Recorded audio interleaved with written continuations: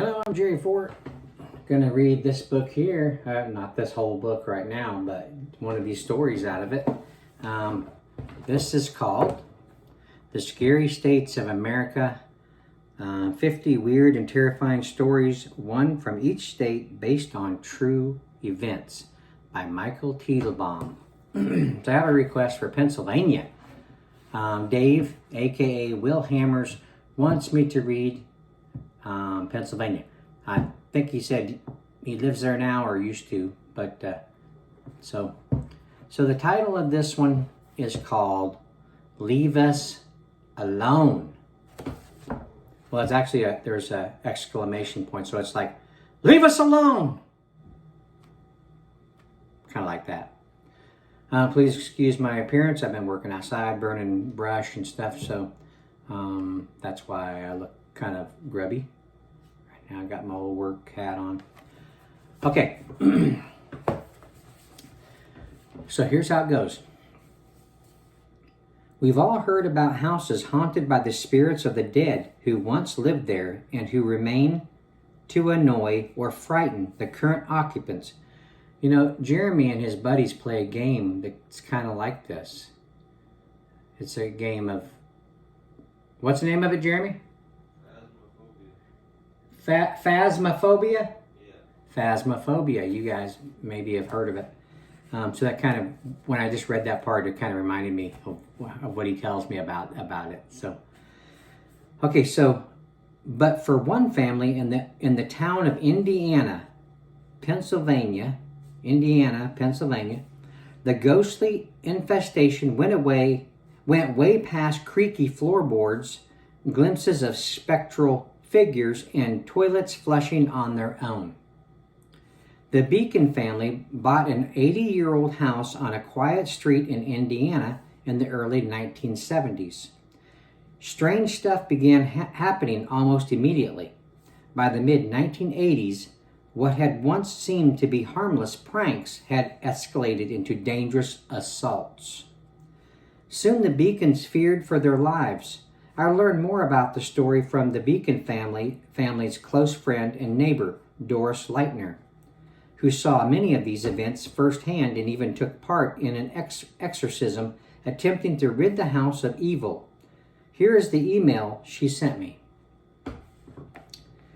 Hello, Jason. My name is Doris Leitner, and I was a very close friend and neighbor of the Beacon family in the 1970s and 1980s. I can tell you that what at first were just bizarre events that spooked the family soon turned into a horrifying nightmare. In the first few years after the Beacons moved into their house, they experienced a series of unexplained phenomena. One cold winter evening in 1974, Jerry Beacon had just completed work on some renovations on the house. He had put down new carpeting in the living room and replaced the fixtures in the bathroom. As Jerry stretched out on the couch to watch some television, man, this sounds like me, he glanced down and saw a large red stain on the brand new carpet. Oh, that would make me mad. I'd be thinking Jeremy spilled something on my carpet. Just as he was about to go ask his wife, or my wife, now she would tell me about it. His wife Jane, if she knew who had spilled something. The television burst into flames. What the world? Grabbing a fire extinguisher, Jerry put out the blaze. No one knew where the stain had come from or how the television had caught fire. Heading up to bed, Jerry went into the bathroom that he had finished renovating that morning and was horrified to see deep gouges carved into the new sink, bathtub, and wooden cabinets. My goodness. In each case, four long parallel gashes had been cut, as if a wild, sharp-clawed beast had gone berserk in the room. Over the next 3 years, the unexplained events continued. Toilets flushed by themselves. Unplugged radios blared on in the middle of the night. Drawers opened and closed. untouched by human hands. Footsteps were heard on the stairs after all the family members had gone to bed. Wow. Jerry's favorite rocking chair rocked back and forth on its own. Pipes burst, flooding the basement. When Jerry soldered them, they would burst again and again. Now, Jerry was a pretty handy guy who helped me out with chores from time to time, so I know he knew how to fix things right. But all this was only the beginning. Great evil was to follow. By the late 1980s, the family, Jerry, Jane, and their children, Hillary, Rita, and Samantha, and Kate, had grown frustrated by the unexplained occurrences but refused to sell their house. They loved the neighborhood and believed that they deserved to enjoy the home they had worked so hard to buy. They would not be driven away by ghosts. For what other explanation was there at that point? For what other explanation was there at that point? Yeah, it had to be ghosts driving them away, is what she's saying. Then in 1989, things got really ugly. On a hot July evening, the Beacons' living room suddenly turned icy cold. The temperature plunged below freezing as ice caked the walls, and the Beacons could see their breath curling in mists. A few days later, Jane was home alone doing laundry when a low, gravelly voice called out her name. Jane! You think it was kind of like that? Who's there? She asked loudly. She received no reply.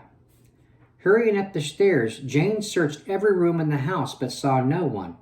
As she approached the basement stairs, a voice from down in the laundry room bellowed up at her.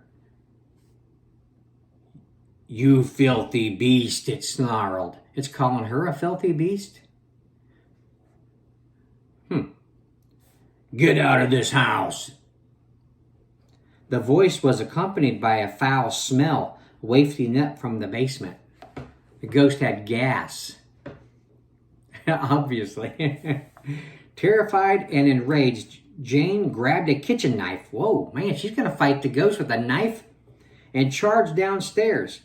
When she reached the basement, she saw no one, but the horrid odor remained, and the laundry room had been trashed. The clean clothes, which moments earlier had been neatly stacked, were now strewn everywhere. Shirts and towels were shredded and lay in pieces on the floor. That same night, Jane saw a tall, faceless figure floating through the kitchen. The dark form resembled a human, but its shape kept changing as if it were made of liquid smoke. Too stunned to scream, Jane watched in terror as a shadowy apparition passed right through the wall and into the living room. Jane! Jerry cried from his club chair in the living room. Come in here!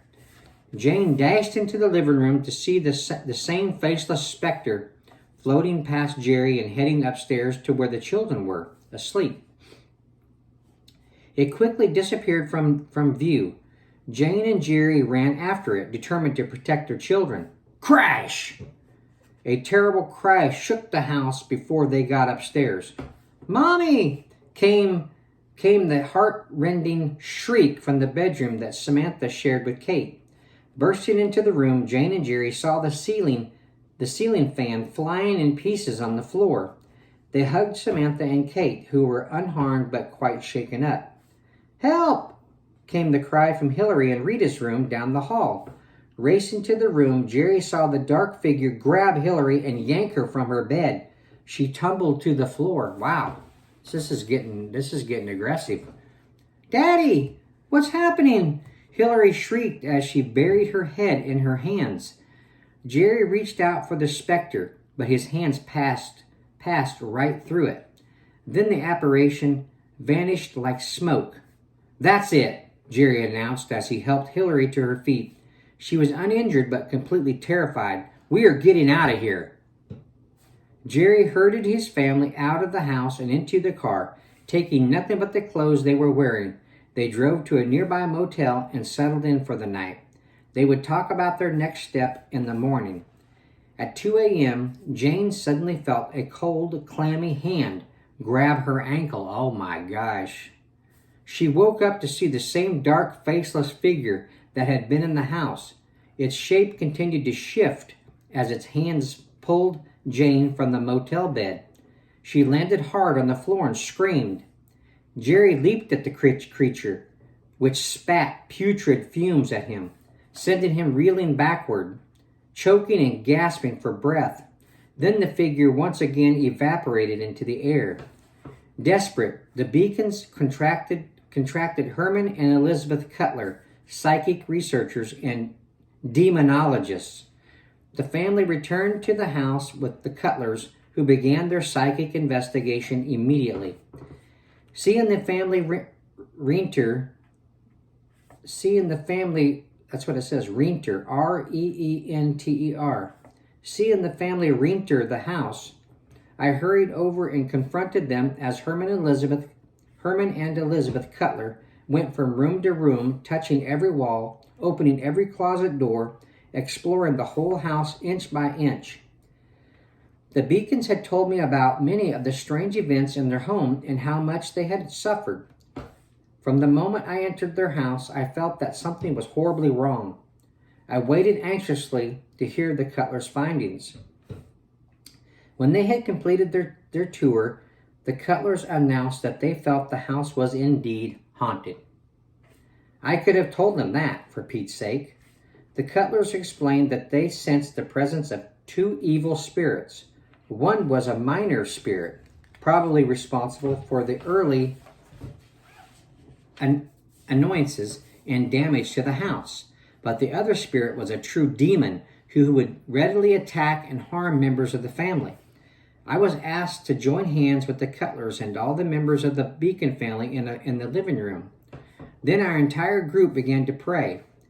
This usually was enough to drive the demons away, Herman explained optimistically. And so I prayed quite loudly along with everyone else. Fear coursed through my veins, but I fought back the terror with all my strength. Suddenly, a mirror hanging on the wall began to glow a sickly green hue. It shook violently and then flew off the wall, sailing right at our group. We scattered just in time, and as the mirror struck the opposite wall, it shattered into a million glittering fragments. "You filthy beast, get out of this house!" "Wow," cried a hideous voice, the same one that had earlier commanded Jane to leave. "They're too powerful," Herman Cutler said as the chaos subsided. "We've got to call in Father McDermott." We left the house, and I insisted the family stay with me for the time being. A few days later, a priest named Father Richard McDermott arrived at my home, and we all went warily together to the Beacon House. Experienced in performing exorcisms, Father McDermott lit candles and incense, sprinkled holy water at various points around the house, and began praying. I watched in complete amazement as the entire house began to shake. Father McDermott remained perfectly calm as panic overtook the rest of us. Then a dark figure emerged from the floorboards. A horrid stench assaulted my nose. Then, before I could run, the shadowy figure engulfed me, possessing my body with its malevolent presence. Horrific images flashed through my mind. Burning buildings, rotting corpses, and other scenes of death and destruction. These were visions or images she was seeing in her mind, she's saying. I felt a tangible evil invade every fiber of my being. I vaguely remembered hearing the voices of Father McDermott and Jane as the terrible images filled my head. Then I blacked out. When I finally came to days later, I learned that the exorcism had been unsuccessful and that the Beacons had given up, leaving their house forever. The evil that had invaded my body remained. It's still here, Jason, waiting. Alas, this is where my story must end. The hospital only allows us to be on the computer for half an hour each day, and I have just received my signal. Please come and visit me. I could tell you so much more. This is from an email she sent to Jason. Signed, Doris Leitner. The email had a signature line that read, "This communication has been sent from a patient at the Pennsylvania Psychiatric Hospital in Scranton." Freaky. Man. Pennsylvania, you guys got some scary stuff going on, man. Okay, there you go, Dave. You ever heard about this going on, Dave? I don't know, it probably wouldn't have been like so much public knowledge, maybe, you know, but there you go. Michael Teitelbaum, The Scary States of America, 50 weird and terrifying stories from each state based on true events. If you're into the paranormal, you collect books like this, see if you can get a copy of this. Purchase one, support the author. I'm sure Michael would appreciate that. And I thank you all for watching. I appreciate that as well. And we will see you on the next one. Bye.